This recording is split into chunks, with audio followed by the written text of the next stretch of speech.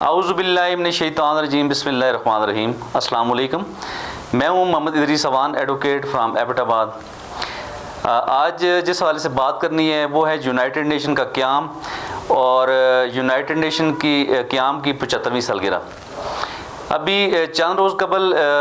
اقوام متحدہ کی 75ویں سالگرہ منانے کے حوالے سے کچھ تقریبات منعقد ہوئیں۔ چونکہ کرونا وائرس کے حوالے سے اس طرح تقریبات تو نہیں ہوئی، لیکن یہ کہ ویڈیو لنکس کے ذریعے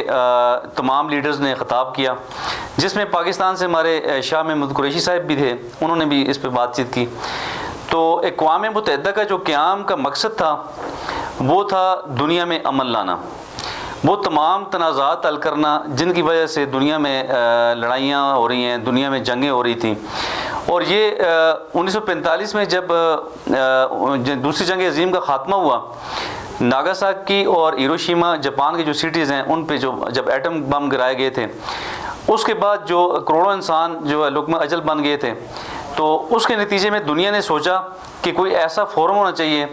جو کہ لوگوں کے دکھوں کا، یعنی کہ دنیا میں جتنے بھی مزریز ہیں، جتنے بھی دکھ ہیں،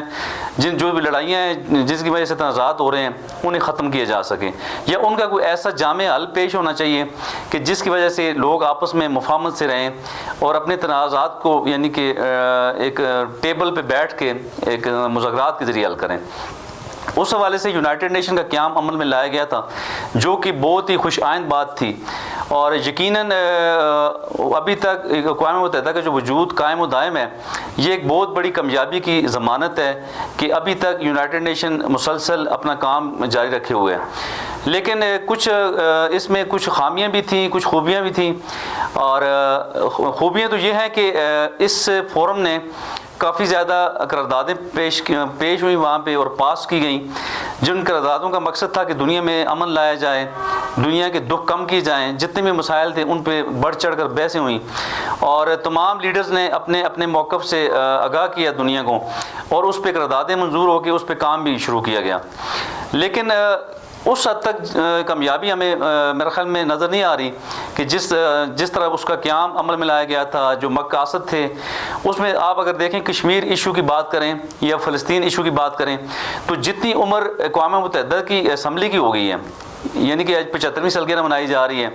تو اتنا ہی تقریباً لگ بھگ ایشو کشمیر کا بھی جو چل رہا ہے ساتھ سائڈ بائی سائڈ، اور فلسطین ایشو کی اگر بات کریں تو وہ بھی تقریباً ان تمام ایشوز کی عمریں یونائٹڈ نیشن کی عمر کے سے برابر ہیں۔ تو ابھی اتنے بڑے تو جو دو مسئلے تھے دنیا کے جن میں ہمارے مسلمانوں پہ ظلم و زیادتیاں ہو رہی ہیں، ہمارے بچوں کو موت کے گھاٹ اتارا جا رہا ہے، ہماری عورتوں کی عصمت دری کی جا رہی ہے، کشمیر پہ دیکھیں گے ہماری بچیاں ان کی عزتیں تار تار کی جا رہی ہیں،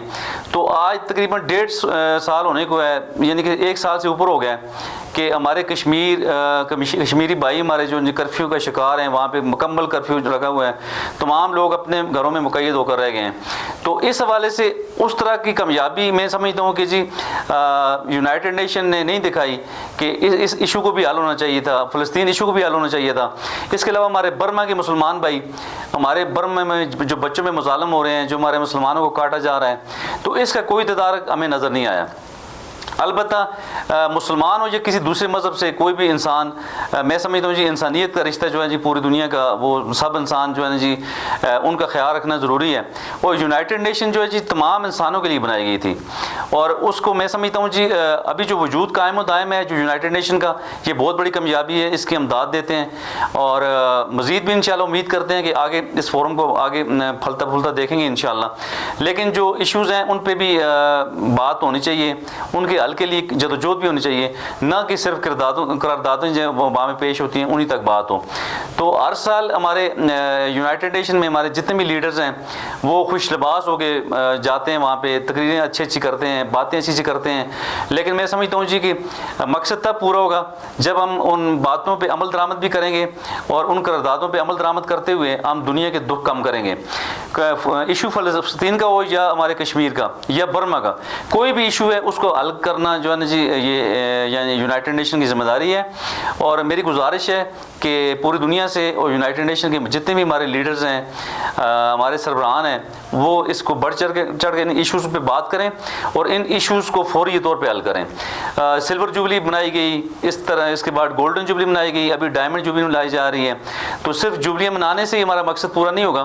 تو بے شک ہم اپنی ایکٹیویٹیز جاری رکھیں، ہم اپنی جوبلیاں منائیں، لیکن ہم ان ایشوز پہ بھی بات کریں تاکہ ہمارے یونائٹڈ نیشن کا جو وہ مقصد تھا وہ پورا ہو سکے۔ تو یہی میری گزارشات تھیں جو آپ کی نظر کرنا تھی۔